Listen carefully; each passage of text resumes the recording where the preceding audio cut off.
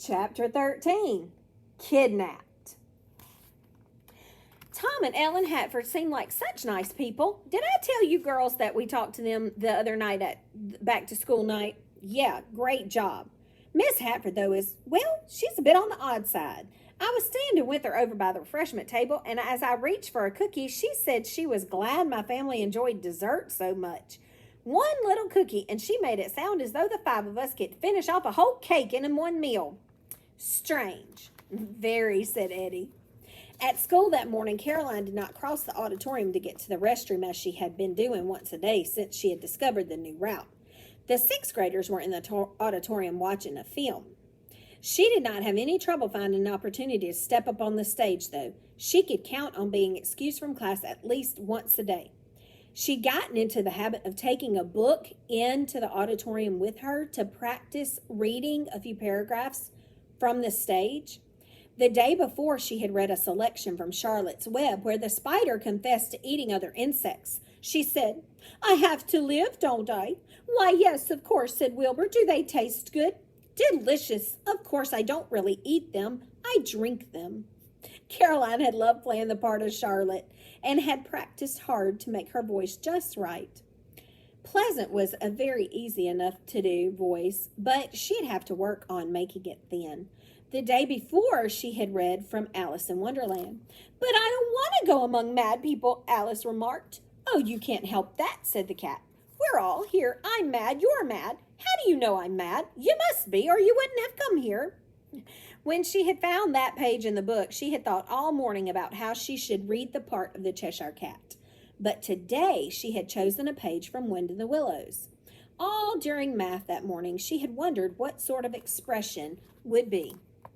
Something very dramatic, she was sure, a mixture of fear and sorrow. So when she went to throw out her milk carton in the trash after eating, she sneaked across the hall to the auditorium with her book under her arm. This was a conversation between Ratty the Mole.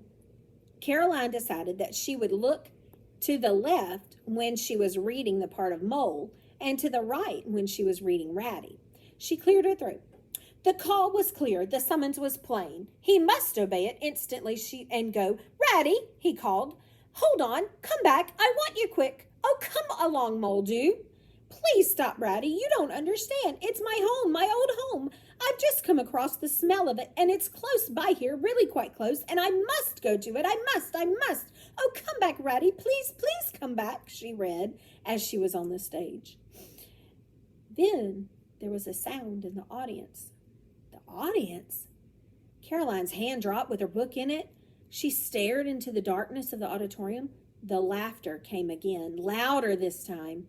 The next thing Caroline knew, Wally and some of his friends came charging down the aisle and out the door, making fun. "Oh, please come back. I must go. I must." And suddenly there was Miss Applebaum in the doorway. "Caroline." Caroline walked off of the stage. "What's going on in here? You're supposed to be out on the playground."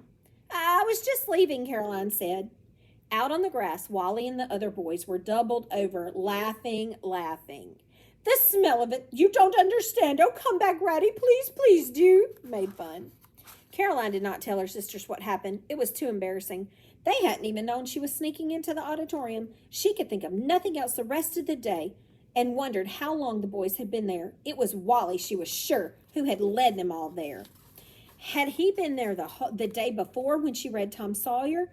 What she decided was that she would pay Wally back for his humiliation. This was 100 times worse than stealing Mr. Hatford's shorts. Day in, day out, noontime, nighttime, she didn't care. Somehow, she would catch him doing something as embarrassing as being caught on stage had been for her. For the next few days, Caroline said nothing at all to Wally Hatford, but she scarcely took her eyes off of him. She followed him at a distance. She stared when he went to the front of the room. Just let her catch him with something yucky between his teeth. Just let her catch him drawing something in his notebook. "Wally Hatford," she recited, your time will come." Sunday was a clear day, warm and dry. The Hatford boys usually played in their backyard after church. Walking along the river, Caroline and her sisters had often seen them hooping it up, playing kickball, or throwing horseshoes. Mr. and Miss Malloy had left early that morning for a funeral of a friend back in Ohio. Caroline realized that if she could hide herself somewhere near the Hatford's house, she could spy on Wally all day without being missed. She told her sisters this much: Wally embarrassed me awful in school on Friday, and I'm going to get back at him no matter what. Beth was sprawled in a chair. Don't start anything till I finish this book. Well, I'm taking lunch with me, and I may not be home for a long time. I just wanted you to know. What have you got in the sack? Marshmallows and cheese crackers. Toss me a marshmallow, Beth said. Caroline set out just before the Hatfords were due home from church. She remembered having seen a shed in the back of their house. This, she decided, was where she would hide, and had no trouble getting the door open and closing it after her. Once inside, she wished she had brought a pillow or something because the shed was dusty. There was, however, a narrow space between the edge of the door where the hinges were and the rest of the shed, and Caroline found that by sitting on an old toolbox and putting her eye to the crack, she could see almost the entire yard. The Hatford Chevy was just pulling into the driveway, and the boys got out and walked single file to the house. They all looked stiff and weird in their Sunday shirts and ties. She had expected it would be an hour at least before the boys ate dinner and came out in the yard. Are you sure you don't want to come to the orchard with us, Mother said. No way. You pick the apples and we'll eat them. We'll pick the apples and you boys are going to help peel them. 2 bushels of apples would take me 2 days, but with 6 of us working, I figure we could do it in a couple of hours. Oh, Mom, not that. You won't groan when you see my apple pies. Don't forget your sandwiches now. They're on the counter. And the car backed out of the driveway. Caroline watched as Jake, Josh, Wally, and Peter came out the back door and sat on the steps with their sandwiches. They were too far away for Caroline to catch every word, but she wished the boys would tell a story on Wally, something embarrassing. When the boys had finished eating, Josh brought out a sketchbook of some kind. That's her, all right, she heard Wally hoot. That's just how she looked up there on that stage, holding her book out in front of her like that. Yep, make the corners of her mouth turn down, Josh, like she's about to bawl. Caroline's cheeks flamed a second time. Josh was drawing a picture of her. Wally must have told them about listening to her on that stage. Right what she's saying, Josh. Oh, come back, Ratty, please, please do, he mimicked her in a loud voice. It was all Caroline could do to keep from bursting out of the tool shed right that minute and pounding on Wally's head. She wouldn't be surprised if he had told at the dinner table. When the laughter died away, Wally came out in the yard with a small rubber ball and blanged it against the shed. Blang, blang.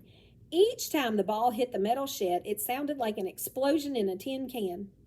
Caroline felt as though her head would split. Finally, Wally stopped. What do you want to do? I don't know. What do you want to do? Go to school and shoot some baskets? No. Go bug the girls? Yeah, said Peter. Ha, thought Caroline. We'd better wait a while. They're probably having Sunday dinner. Man, I thought of all kinds of stuff we could do to them at Halloween. Yeah, Caroline heard Josh say. Wait till it snows. Boy, will we ever get them then. You remember how we used to sneak out on New Year's Eve with the Bensons and Bill would blow the cornet right under someone's window at midnight? Wouldn't old Caroline flip? What about firecrackers, said Peter. They haven't even seen Smuggler's Cove yet. We could throw Eddie's dumb cap down the old coal mine. Remember when Tony Benson crawled in there and the rescue squad had to get him out? Wait till we get to junior high. There are about 100 things you can do to a girl's locker. We could wait until Beth put her coat in some morning and then fix it so she can't get it open. Ha! Put Caroline in a locker and keep her there all weekend. Back in the tool shed, Caroline smiled to herself. This was even better than she had thought. Here she was hearing all their plans. No matter what the boys tried, the girls would be ready. This was far more fun than Ohio. Wait till the town picnic next summer. The rally race, the sack race, the skateboards. There was a long silence. Unless they go back to Ohio. Yeah, if the Bensons come back, it's over. You know what I wish? I hope the Bensons stay in Georgia long enough for us to do everything we plan to do to the Malloys and then come back. Yeah, that would be perfect. A year and a half, maybe. Right. Let's play horseshoes. No, Jake suggested. He got to his feet and started straight toward the shed.